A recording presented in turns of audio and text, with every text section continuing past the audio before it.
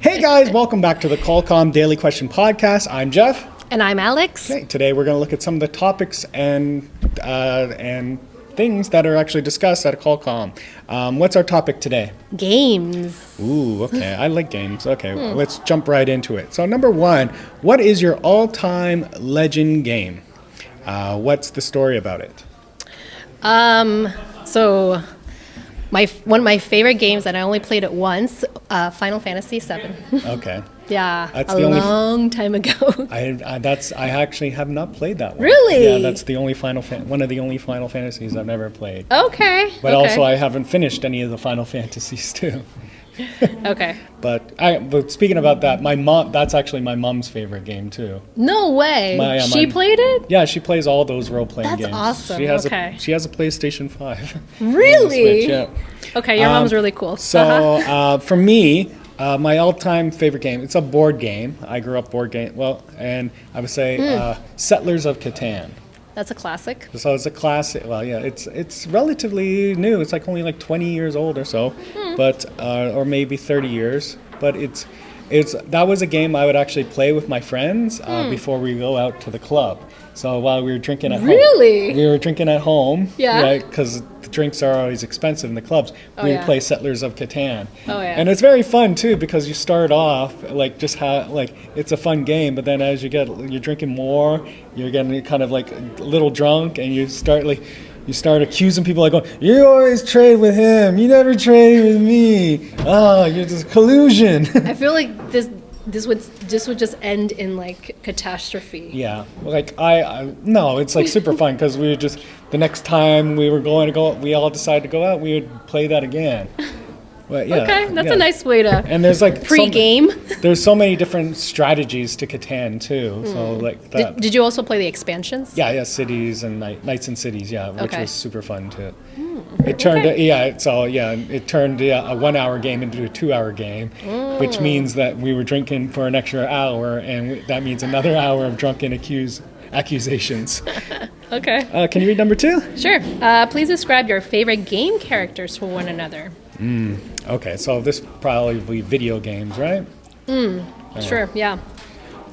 So I guess I'll just go old school, like Super Mario. I mean, that's a classic. Yeah, it's just like I've played the classic Marios, then also Mario Kart. I played Dr. Mario Tennis. Did you like the movie? Did you see the movie? I saw the movie too. I think that Chris Pratt, they could have got the original Mario actor to be Mario's voice instead of. But Chris he didn't Pratt. do that bad of a job. I know it's a bit everyone's. I'm wanting more opinion. It's on me, Mario. We must save the princess Peach. But she didn't need saving. Is the point, right? Apparently not. Okay. Yeah. How about yourself? The last game that I really played was the Uncharted series. Okay. Which was also a movie, right? Okay. With Tom Holland. Yeah. So Nathan Drake, I like his character. It's like Tomb Raider, but dude version, and I like his jokes, much more relaxed and chill and funny. I haven't seen that movie yet. Oh, really? Yeah. No, well, the movie was not that great. Okay. The game is a lot better. Okay. We're going to actually skip over number 3, but number 4, if you could step into the world of any video game for a day, which game would that be and why?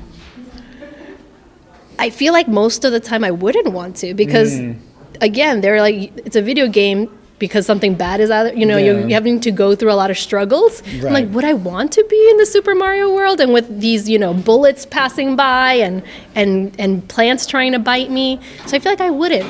I think, most games, obviously there's a villain and the kingdom's in peril and you're the hero, but you have to fight monsters and danger and all that stuff. Right. But I think some people would like to jump into the world of Grand Theft Auto.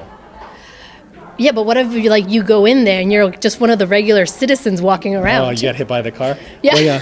You'd have to be very clear that you're the main person. Yeah. So yeah, it would have to be the main person. All I could think about was like Sims. Yeah, Sims is Chill. a basic one. Yeah, maybe Candy Crush. I don't know. You get candy. Candy Crush. Maybe I would do Mario Kart too because it's one of the classics. I feel like you would have to know the rules though. Like, do I die if I actually play this in person? So yeah, you'd have to pick a game that you won't die. And, yeah. So I guess it would just be like Farmville or something like that. Yes. Like I got more corn, yay! But then you have to wait the full day, so you really just go harvest your stuff, your shit. Seems like a lot, but less work than real farming. Yeah. Okay, number 5. Can you read it, please? Can you share a memorable gaming experience that had significant impact on your life, whether emotionally, socially, or otherwise? Okay.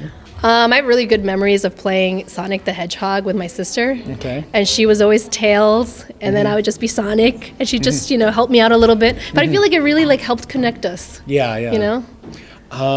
Well, for me, always the first-person shooter, I suck at them.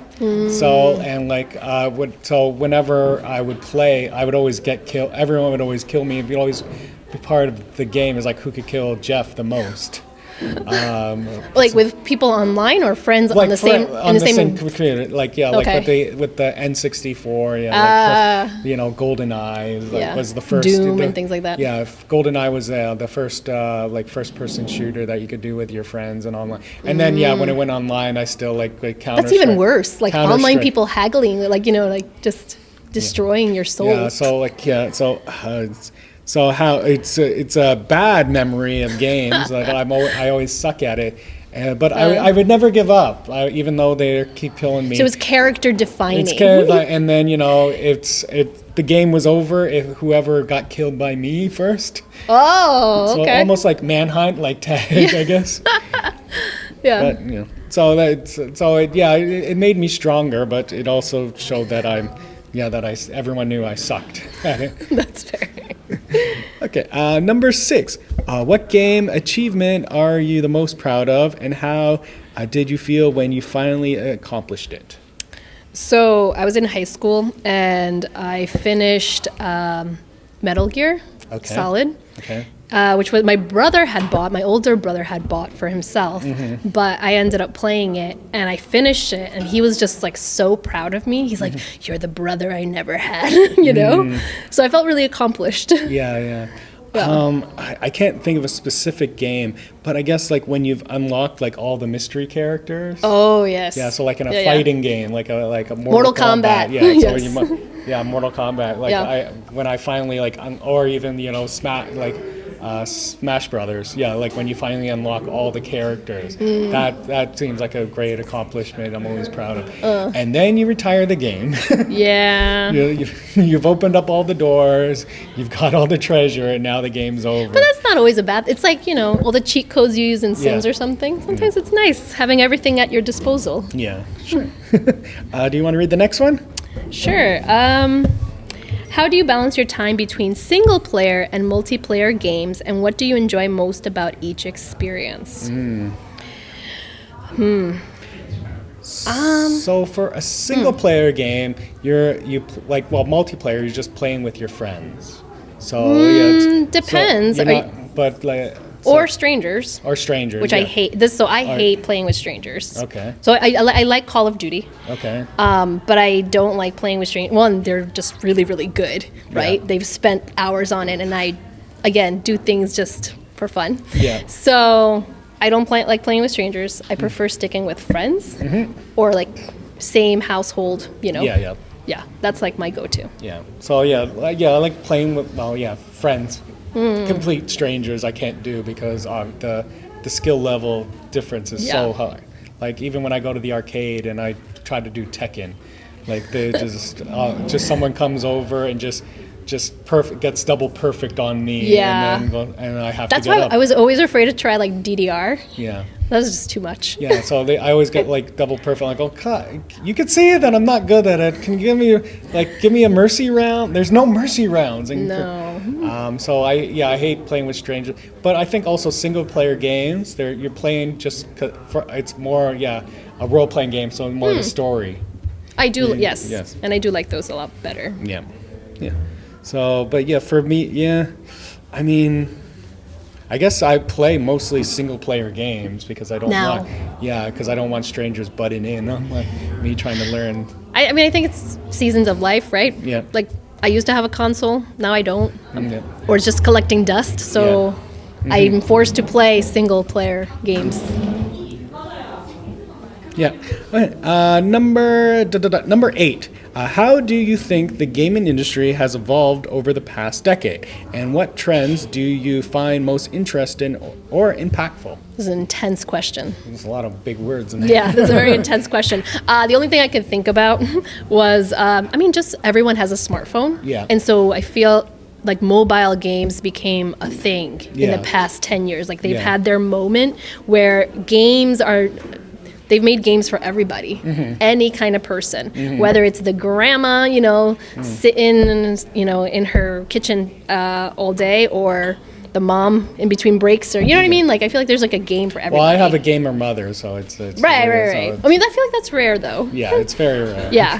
She just drinks beer and smokes cigarettes and plays role playing. Sounds amazing. But yeah, like I think with the mobile, I think the next trend that's going to happen is something mobile too. Because like now, even like because I work as an actor, and sometimes I see a script for like Samsung, and they're trying to do even Samsung games too. Really? They're trying to incorporate like a built-in like online gaming server that you could use on your Samsung television. So it's like they're moving away from the console thing, but it's like online. It's almost like Steam? Like basically they're merging like television with like a Steam option too. Because it's much more easily accessible to everybody. Yeah. And so it's then also like computer. I always see like computer games now then going mobile, and now I'm even seeing mobile games go more to PC. I was never a big PC person though. Yeah. I think for me, I think actually. I mean, it's a lot more popular here. Yeah, I honestly I think PC gaming is more. I like PC gaming more than console gaming controller. What's the biggest difference? Would you say? Just with a keyboard, you have more options. So and so you're able to you have like the hotkey you have the hotkeys. So like if you're doing like a fantasy thing, you have like. The numbers connect to your inventory, so if you need a potion or a mana potion, Okay. Yeah. Huh. Good. Number 9. If you could erase your memory of one game to experience it for the first time again, which game would it be and why? Oh my God, that's an interesting one. I started off talking about board games. Video game. I guess we'll just do video game to experience it again. I mean, I guess I always like Mario Kart, so I think I would try to erase Mario Kart because I always pick my character is always Toad. Oh, okay. But I just always stick with it no matter what, like if he's bad or good. So if I erase that, maybe I might have a new character. I might have a new favorite character. Yeah. Okay. How about yourself? If you could erase... I would do Final Fantasy again. You do Final Fantasy? Yeah. It was just so fun. Yeah. And finally, number 10. Are there any game events or conventions you've attended, and what was your experience like? No. Never. I mean, that would be really fun to do. I feel like conventions are just an awesome place for fans. Yeah. I've just never experienced it myself. Yeah, I haven't I get this. I went to comic book conventions. Those are fun. And pulp culture events, but I'd never gone to a game convention. Yeah. And I think Busan has them, right? Busan? Busan, yeah, I think. Yeah. And then even I didn't even there was esports, and I didn't really even attend that. I didn't watch. There's like a live match happening at a shopping center, and I just said, this looks like boring because it was a game I didn't like. It was. Oh, okay. But actually, a funny thing is, I've actually been in a League of Legends commercial. Really? Yeah. Okay. So and that was like super fun to do. But were you a fan of League of Legends, or I just didn't had even know. nothing? Nothing. No. Okay. And I can't even remember the character, but it was it was a cross collaboration between Kia Motors and League of Legends for the European League of Legends tournament. So I got to meet actually like a game announcer too, like Quick Draw. Wow, that's really cool. Yeah. Okay. Yeah. Well, that concludes our podcast today. I hope you guys enjoyed. If you are curious about culcom and its locations, you could just search it on Instagram by typing in culcom. I've been Jeff. And I'm Alex. Okay, see you again. Bye-bye.